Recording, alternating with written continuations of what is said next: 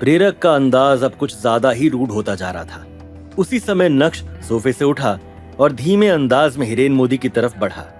मैंने तो सुना था कि आप बहुत रीजनेबल इंसान हैं, लेकिन यहाँ तो कहानी ही गलत है। आप तो हार्टलेस हैं। इसका जो मन कर रहा है वो ये बोल रहा है। क्या आप इसी तरह खामोश रहते हुए ये सब देखते रहेंगे? प्रेरक को लगा कि अब सिचुएशन पूरी तरह से उसके कंट्रोल में है। अपनी अकड़ दिखाने के चक्कर में उसने नक्श का हाथ पकड़ लिया, लेकिन अगले ही पल कुछ ऐसा हुआ कि प्रेरक को दिन में ही तारे नजर आने लगे। नक्श ने अपने लंबे पैरों का इस्तेमाल करते हुए प्रेरक के पेट में एक जोरदार लात मार दी थी। तेरी ये हिम्मत कि तुम मुझे मारेगा? अगर आज मैंने तुझे जान से नहीं मारा तो मेरा नाम भी प्रेरक मोदी नहीं। यंग मैन, तुम्हें नहीं लगता कि ये कुछ ज्यादा हो रहा है? अच्छा, ये आपको ज्यादा लग रहा है? जाइए जरा अपने स्टाफ से पूछिए कि नीचे जो कुछ भी हुआ क्या वो ज्यादा नहीं था? मुझे नहीं लगता कि आज का ये मैटर पीसफुली खत्म होने वाला है। ओह, तो मैं ये जानने के लिए बहुत क्यूरियस हूँ कि आप इस मैटर को कैसे डील करने वाले हैं। बस बहुत हो गया। तुम्हें अभी के अभी प्रेरक से माफी मांगनी होगी, और जिस तरह से तुम दोनों ने उसका नीचे और मेरे सामने अपमान किया है, तुम्हें उसका कॉम्पनसेशन देना होगा, पूरे 50 लाख। इसी बीच डायरेक्टर शर्मा ने अपनी बात रखने की कोशिश की, लेकिन मोदी साहब ने उनके चेहरे पर एक थप्पड़ जड़ दिया। शर्मा, तुम अब इस कंपनी, इस ग्रुप के मेंबर नहीं रहे। दफा हो जाओ, वरना मुझे सिक्योरिटी को बुलाकर तुम्हें बाहर फेंकवाना पड़ेगा। मिस्टर मोदी, आपकी ये हिम्मत कि आप अपने ही लोगों को मार रहे हैं? ओह, तुम हिम्मत की बात कर रहे हो? कोई भी ऐरा गैरा आएगा और मेरे सामने अकड़ दिखाएगा और मैं चुप बैठूंगा? ये मेरी कंपनी है, यहाँ का मालिक मैं हूँ।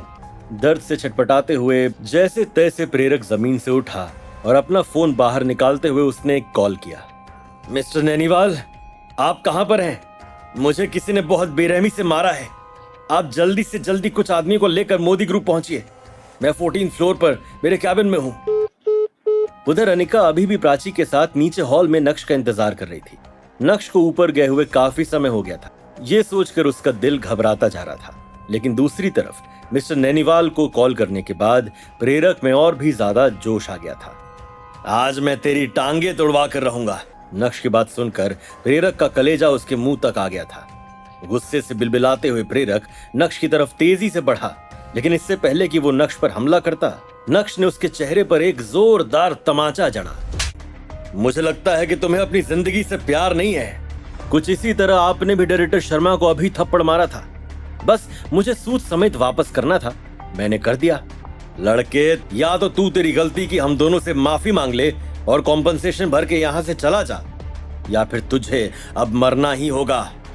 और अगर मैं इन दोनों में से कुछ भी चूज ना करूं तो तेरे पास बस ये 2 चॉइसेस ही हैं। जैसे ही मोदी साहब के मुंह से ये शब्द बाहर आए, उसी समय अचानक से कैबिन का दरवाजा खुला।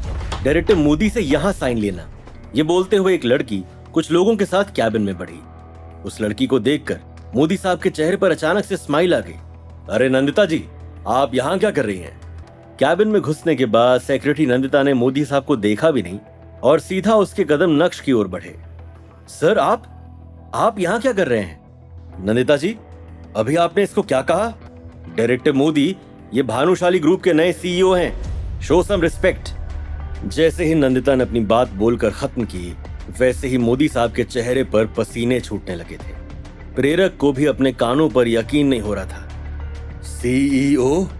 सीईओ? क्या बात है!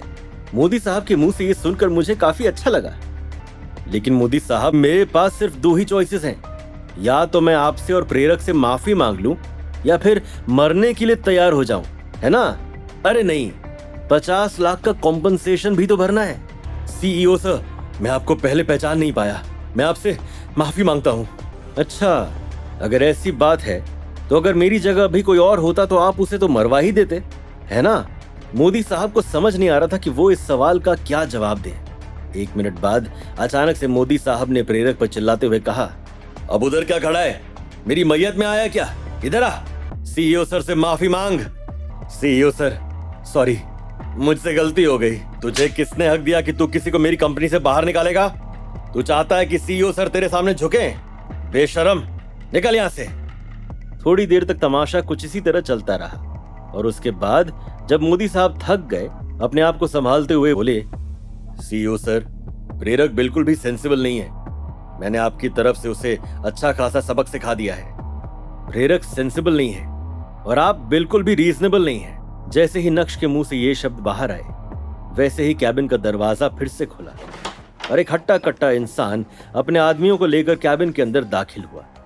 उन सभी के हाथों में बेसबॉल बैट थे। डायरेक्टर मोदी, कौन है जिसने आपको प्रवोक किया? बताइए, उसकी कहानी अभी खत्म कर देते हैं। तुम्हें यहाँ आने के लिए किसने कहा? डायरेक्टर मोदी, आप मुझे क्यों मार रहे हैं? डायरेक्टर मोदी बस इतना चाहते थे कि नक्श उन्हें किसी भी तरह माफ कर दे, और इस चक्कर में वो पूरी तरह से आउट ऑफ कंट्रोल हो गए थे। मुझे कुछ नहीं हुआ है, जल्दी से अपने आदमियों को लेकर यहाँ से निकल जाओ। मिस्टर नैनीवाल जमीन से उठे और अपने आदमियों को लेकर उस कैबिन से बाहर निकल गए। सॉरी सीईओ सर, मैं आपको पहचान नहीं पाया। लेकिन क्या प्रेरक की ये माफी नक्श करेगा एक्सेप्ट? आखिर नक्श ने इतना कुछ होने के बाद भी मोदी ग्रुप से अपने रिश्ते खत्म क्यों नहीं किए? क्या आज अनिका के सामने भी नक्श की असलियत बाहर आने वाली है? ये जानने के लिए देखिए अगला एपिसोड सिर्फ पॉकेट एफएम के यूट्यूब चैनल पर, और इंस्टा एम्पायर के सारे एपिसोड्स को सुनने के लिए डिस्क्रिप्शन में दी गई लिंक से डाउनलोड कीजिए पॉकेट एफएम ऐप।